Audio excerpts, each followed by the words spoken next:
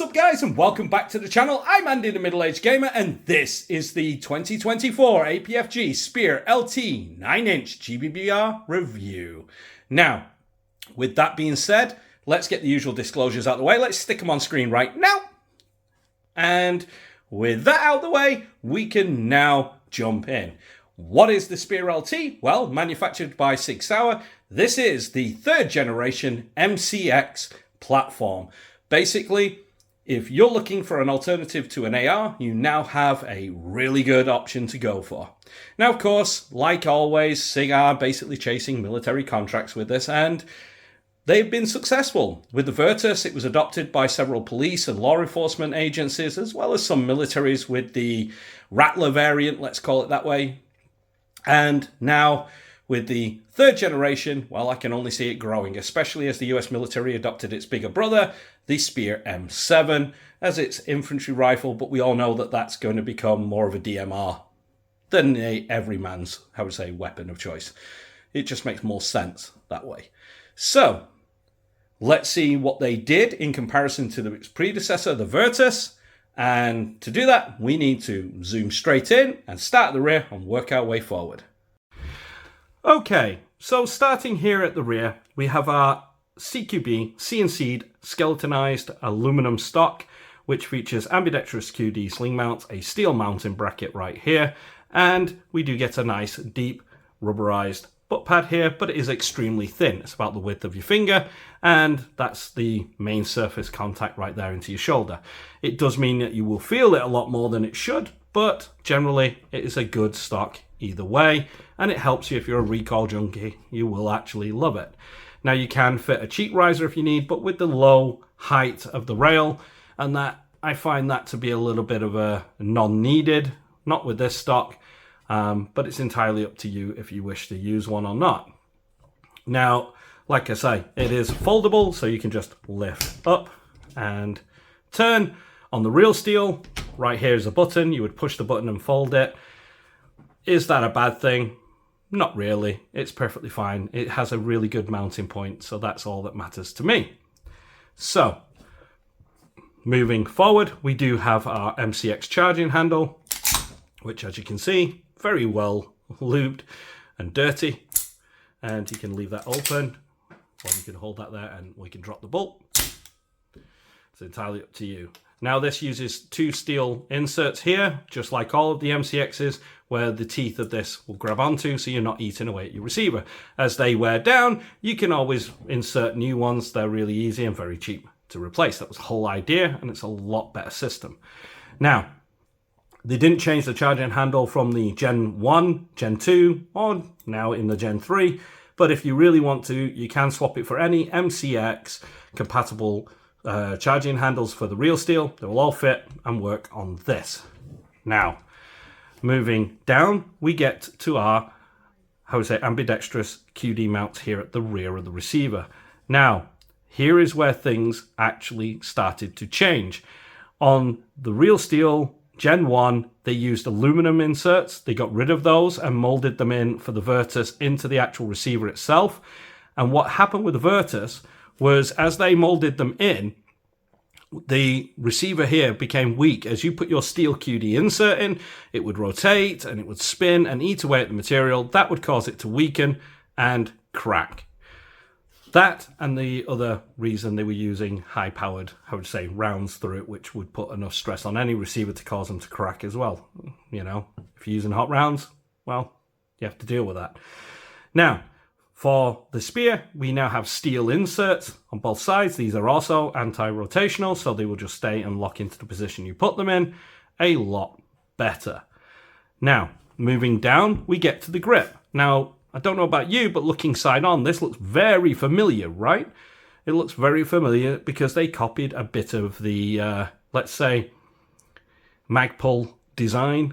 And with that, they just added their Sig flare, which is very much European, and gave it a little bit more ergonomics. It's full out to the side, so as you can see, if I move this without smacking my camera, it's a lot more fuller on the sides, but not as full as the old one, which was more 416 style. This is more narrow and thin, so you can actually grip it and feel it a lot better.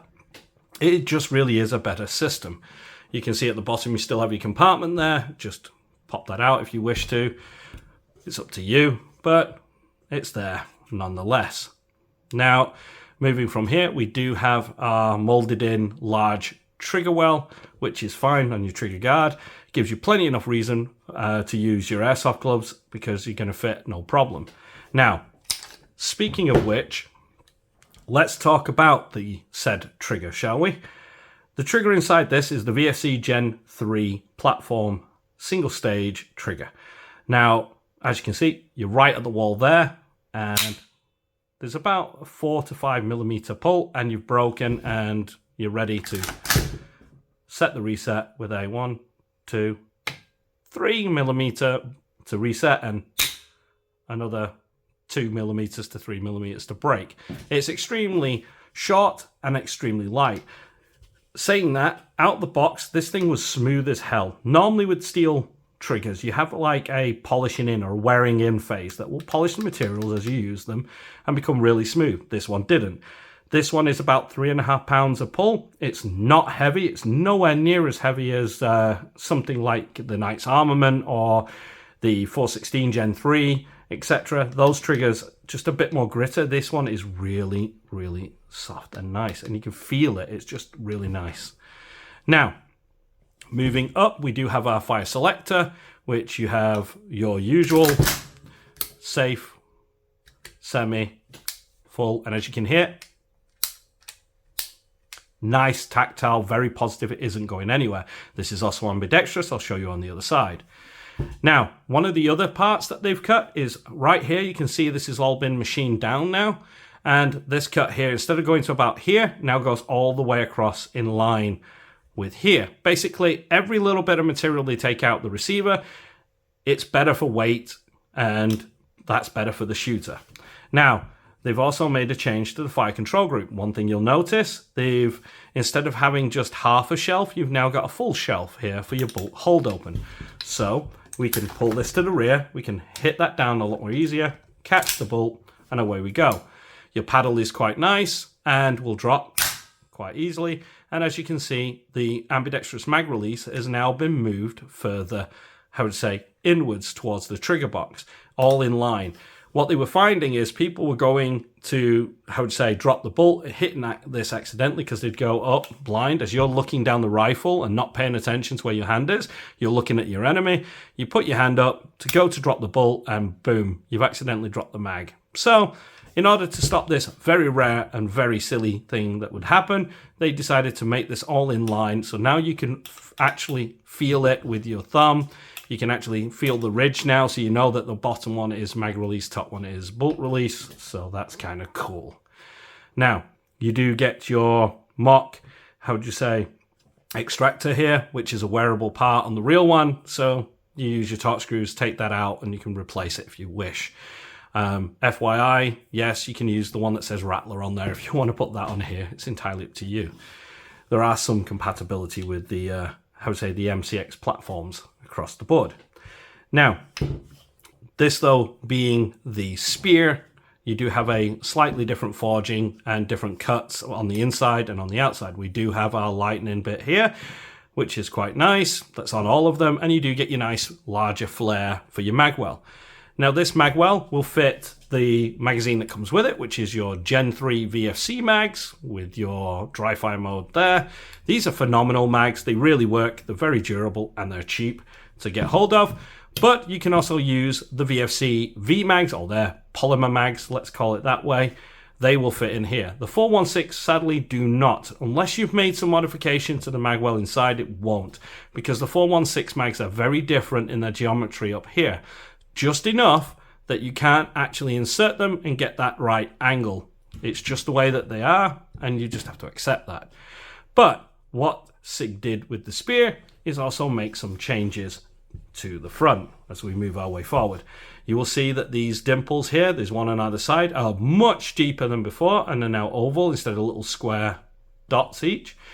Now you have more lightning taken out. You still have the front pin retaining the handguard, but also these two torque screws. Now, of course, these two little screws hold this handguard in place and stop it from basically losing zero, which is really good. Speaking of handguards, this is only compatible with Spear type of handguards. It's not compatible with, how to say, the old Legacy type or the Virtus type. So just remember that if you want to swap the handguard out, it's got to be Spear compatible.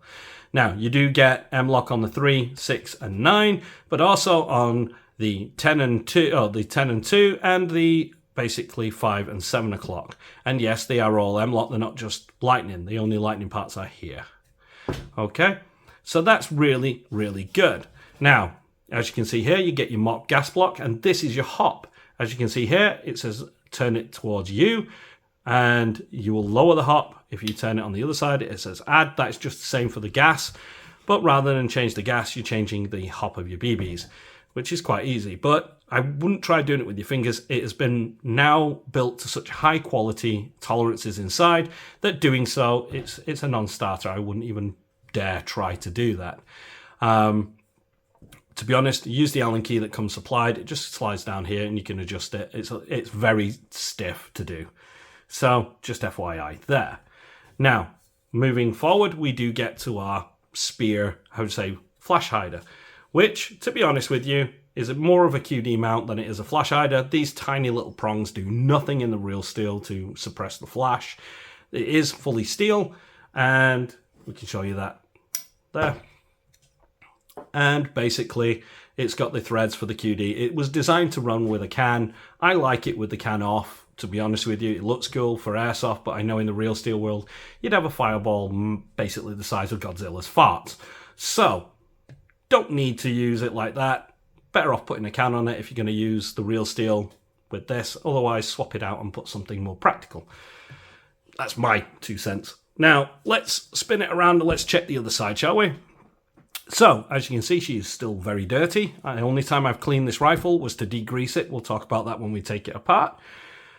But as you can see, everything is mirrored here. And one of the cool markings on this is this little marking down here. That is your Spear forge marking. It tells you that this lower receiver has been designed and cut for the Spear and is not really designed for the standard, Virtus or the old Legacy. Just FYI. Now, you do have your ambidextrous, fire selector for the right hand, although as you can see, it is significantly shorter so that your shooting finger don't get in the way, which is cool. And we have our mock forward assist. That is a replaceable part. The real steel is designed to be made of polymer, just like this, with the aluminum insert there. So, as you can see, you do get multi-cal on the bolt, on its very dirty bolt. Right, let's go and take this out to the range and let's see what she's doing. I'm using 0.25 gram BBs and green gas.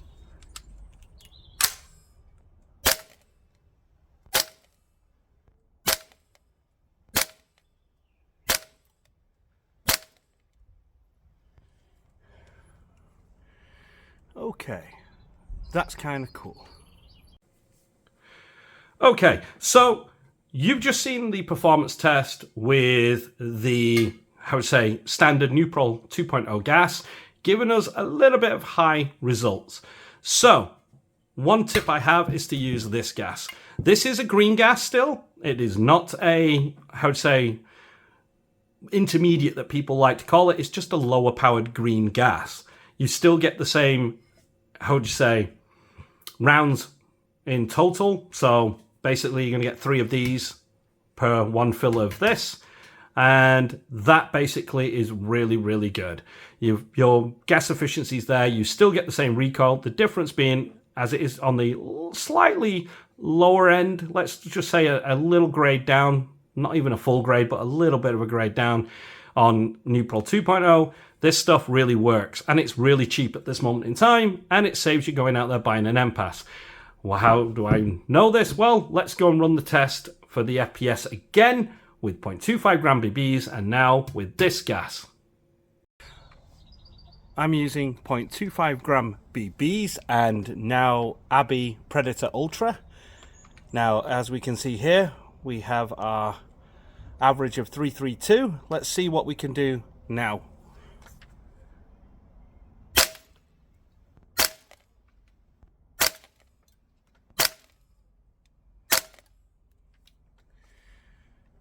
So that's brought it down. That's actually quite good. Okay, let's step it back to about 10 meters and let's see what she can do.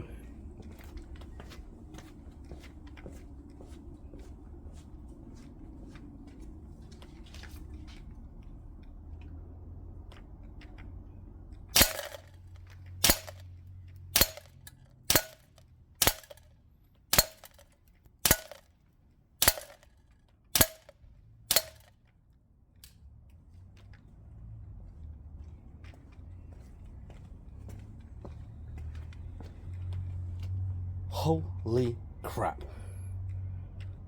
Okay, let's check the Texas star and let's see how good she is.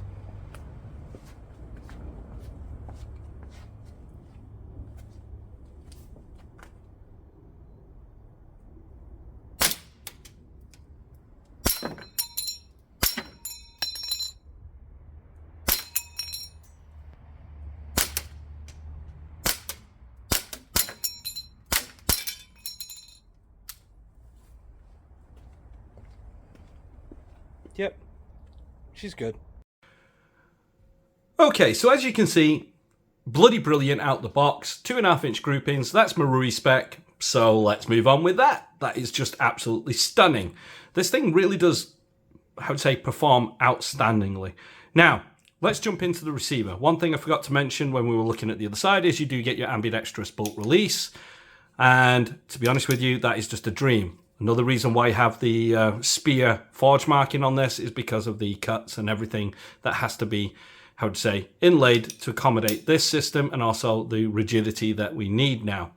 Now, as you can see, this runs the VFC Gen 3, so what that does mean is that steel, yes, even that is steel. The, I would say, bolt release there, the mag release isn't on that side, or on that side. That's just standard aluminium and zinc, which you don't need it to be anymore. You can fit a steel one if you wish. The firing pin is steel, the hammer is steel, the auto sear is steel, the springs are steel, the trigger is steel, the fire selector is not, it doesn't need to be.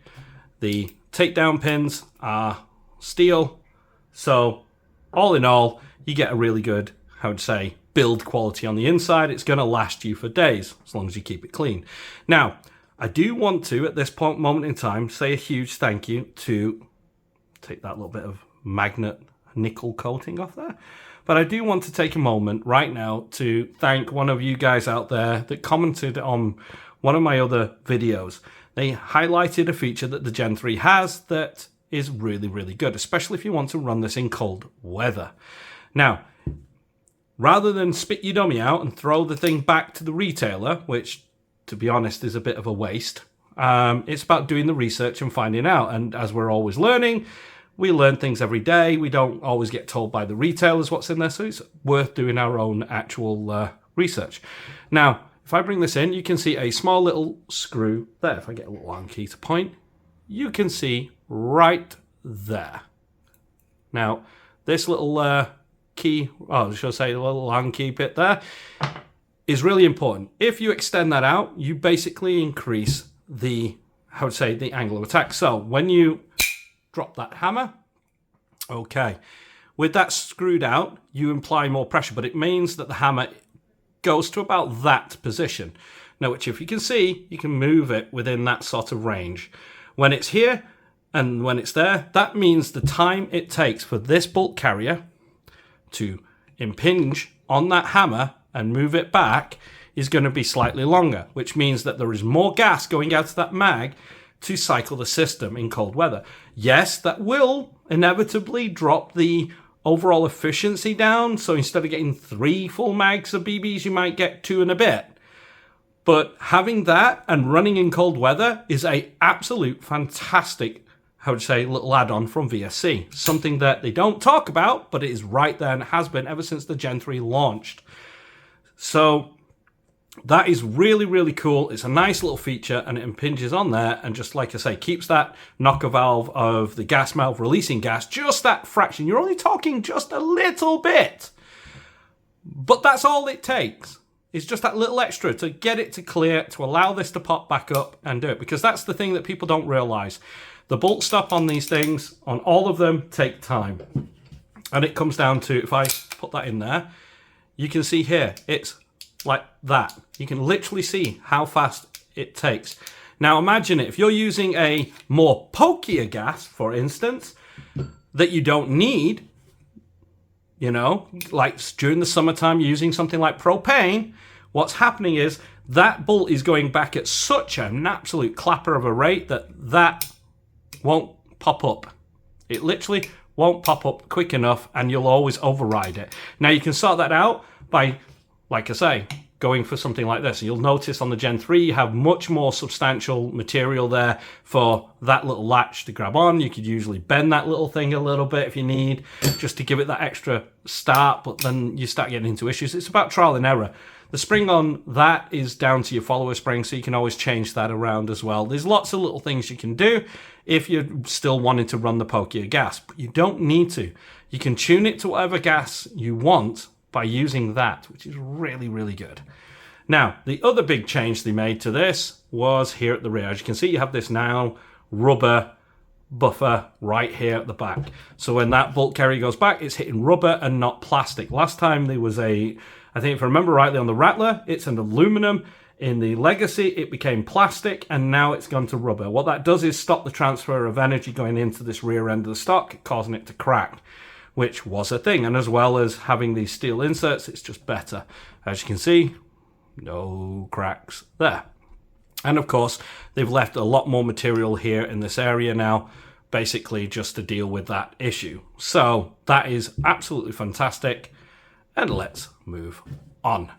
Moving to the bolt carrier, as you can see, this is basically the Rattler. You can see where it's polishing in on the inside of the receiver there with the nice silver marks going through. It's on both sides. You do have the 5.56 NATO with 7.62 by 39, and basically, obviously that means it's now 300 blackout, 5.56 and 7.62 by 39 compatible. Just a barrel swap and a magazine, and I guess a slightly different geometry of the well, unless they've changed that. But we'll see. Now, the main difference of change is this here, the nozzle. This one has 0. I can't show you in the light, but there is 0 end pass. Now, why is that important? Well, having had many of the Gen 3s and Gen 2s with the end pass, one thing I can tell you is out the box, you were generally looking between 3.5 to 4 inch groupings, if everything is all working fine and so on. But I have noticed that the little hex screw that's at the end that you would adjust protrudes into this little nozzle bit, okay, which basically causes what we call dirty air. Now, anyone who's a fan of racing or ballistics knows that dirty air is never really good for anything to travel through. So if you've got dirty air pushing a BB, it's being shaken like a tornado and it might come out whichever way, and that basically extends the group. What they've done is got rid of that and gone to a more smoother, more generic, ergonomic profile in there, which has basically got rid of any dirty air, and it's now a lot more smoother. And you've seen that in the shooting results at 2.5 inch groupings. You compare that to something that, like the old Rattler when it came out, which take the suppressor off and use the stock in a barrel, you were still looking at a 6 inch grouping. And then I had to get the, what's it called, the Crazy Jet to basically fix that issue. So again, do we need that? Hell no. So, like I say, with this out the box, you've already got great accuracy. You don't need to change the booking or anything, but you can if you wish, which is all awesome. Now, charging handle, like I say, is the same, so you can use any of those we've already touched on. Now let's talk about the upper receiver. The upper receiver, again, is CNC finished, and it's had a lot more reinforcement. You can see by the material here is a lot bigger and better, but they've removed a lot from the outside to compensate for that. That's part of the Spear lineup and so on. You can still see all the caked grease in there. You can see where your booking is and your chamber in there is the same, so that's fine. What they have changed, though, is the entire gas block. I would say construction method, they've really improved it a lot. It is now really impossible to just turn that with your fingers unless you really, really want to. I'd just use the Allen key that comes supplied and do it that way. It's not going to lose 0. You do have this nice stabilizer for the handguard. And yeah, it's all great. The only downside is this is still all aluminum, but these plates here that retain it are steel. The pins going in are steel. Those are all aluminum. flash-eyed, and now you have an aluminum outer barrel as well. This is just screwed in. You can just unscrew it and replace that with a steel one if you wish. But it does a good job anyway, so there's not really any much need. Now, your inner barrel doesn't go all the way down. It goes to around about half. So you're talking 5 inches of travel out of 9 inch, so it's 4 inches shy. Okay?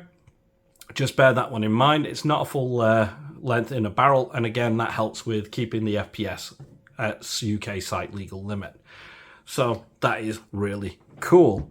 And like I say, you do have your new Spear Handguard, which again is just great. It's nice, it's rigid, it's solid, and it's going to do the job. So yes, you still get the locking plate, which is steel. You know, that just goes in to the middle between it all, and you push your pin through and it secures it on that way, but you also get the screws that secure it to the upper as well, meaning it's going to return to zero a lot better. Now, well, I get all this put back together. Let's show that shooting demonstration again.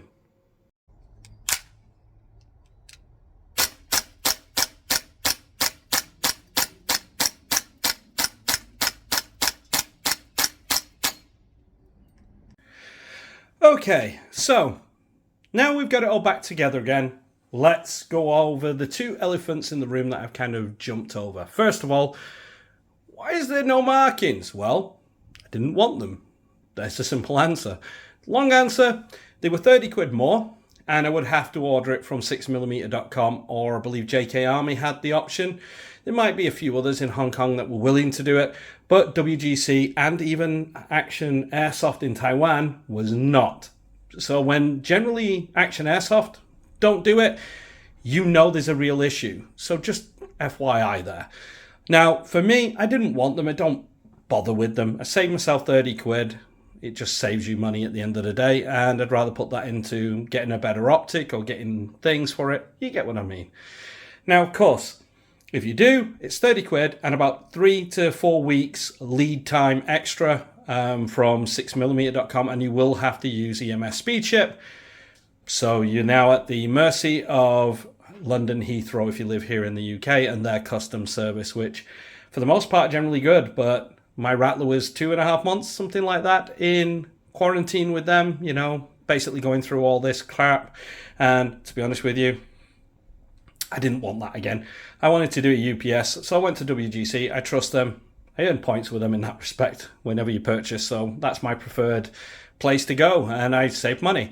Now, of course, people are going to say, well, all right, we accept that. You don't like the markings being on it. Well, it's not that I don't like it. I just don't need them. I'm not going to go running around my local CQB arena going, look at me, and showing the gun to everyone. I'm just going to get shot. And I'm not going to do it in the, how would you say, safe zone, because everyone will just think you're an absolute tosspot, you know? So what is the point? At the end of the day, it's not going to be on the wall just for it to look pretty. I plan on using it, and that's why. So, yeah. And if you need any extra encouragement not to have the markings, well, look at what happened when she came in through customs already. With the unboxing, you already saw the state. And so, yeah, again, it's your own risk. Now, people are saying, well, why don't you go for the Toxicant one? That's got the markings. Because it's a kit and not complete.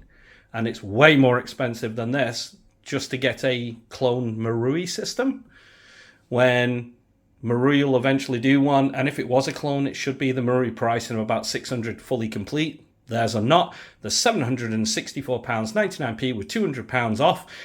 Right now, if you order at Toxicant's website, which they're currently out of stock, and you would then have the £100 for shipping, and then again, the UK customs and excise, which as a general rule, it's 20% of whatever you paid for the actual item. So let's round it down to 750. That's £150 more for customs fee just for the initial charge, and then another £36 for the other paperwork and bits on top.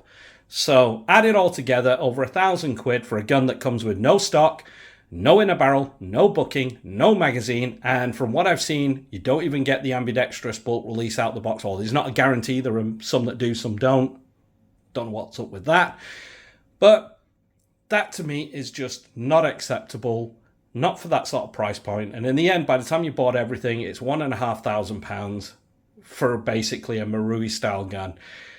Yeah, I'm not going to pay that. Sorry, no. I think £430 for this in its current state with, I would say, no markings, or £460 with the markings, with the 20%, with the shipping and everything, brings it to £660. It's already way cheaper without the markings.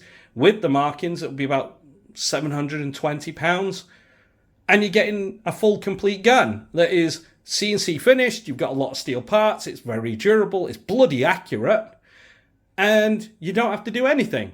Now, before you ask about the gas, I'm just using that because here in the UK it's really hot. If I wanted to and carry on, I could buy the MPass. Yes, I can get the old Rattler nozzle, which has an MPass in it, swap it out within 70 seconds, and it's done. And boom, I can now go and adjust the FPS to whatever I want and use whatever gas I want. But to be honest, as I've got plenty of different gases to find out, it's like real steel. Some like hot ammo, some like the cooler stuff. You have to experiment. At the end of the day, it is a gas-operated airsoft toy, and, well, you have to remember that. So have fun. But, like I say, it's entirely up to you. For me, 2.5-inch grouping, bloody high rate of fire of over 900 rounds a minute. It's got a very nice stout kick. It feels really good in the hand. It's built bloody brilliantly, and it's not going to suffer the same issues that the Rattler or any of the other ones did. They've really addressed a lot of the problems. A really nice trigger in there out the box. Yeah, you'd be mad not to go for this version. It really is a great one. Of course, if Marui ever does one, I will buy that one. And yeah, if VFC themselves pop out with a fully licensed version out the box, then I'll probably buy that as well. Might go for the 5.56 version then. But, you know, as is, I'm really happy with this. This is an absolute brilliant piece of kit. And if you're after the Spear, this is the really best option you can go for. If you like Toxicant, good on you. That's all great. Everyone is accepted here, but it wasn't for me. I don't like throwing my money down that sort of drain, you know, regardless of brand name or what have you. At the end of the day, I think Bada Bing says it right. When you get it out the box, it should bloody well work. And that's all that matters to me. And if you get that at a fair price, that's even better. So, yes, I love it. Should you go out and buy it? Yes. If you do want the markings and you want a forged low receiver, they sell them with the full markings on there at Action Airsoft for 200 quid, I believe. For the entire lower, you would need to just pull all this stuff out of this and put it in there. Again, it's about 30 minutes of work and you've got yourself all the forged lower receiver ready to run with all the trades. You know, the real steel doesn't have the markings on the upper. They are all on the lower. So there you go. As for the grip, you can purchase one of them for 20 quid with the SIG markings on it. You know, it's a case of if you want them, you can get them, and it'll still be cheaper than the Toxicant. So you do with that as you wish. As always, I really do appreciate your opinions, and if you've gotten this far in the video, then like, comment, and subscribe. If you're not subscribed already, please hit that button. And again, if you want to go one step further, then use the YouTube thanks. You can donate to the channel that way and helps me put even bigger and better weapons on the table. That's entirely up to you. All I can say is you guys are all awesome, and I thank you anyway just for watching these videos. It absolutely means the world to me. And with that in mind, I've been the Middle-Aged Gamer. You guys have been absolutely amazing, and I will see you in the next one.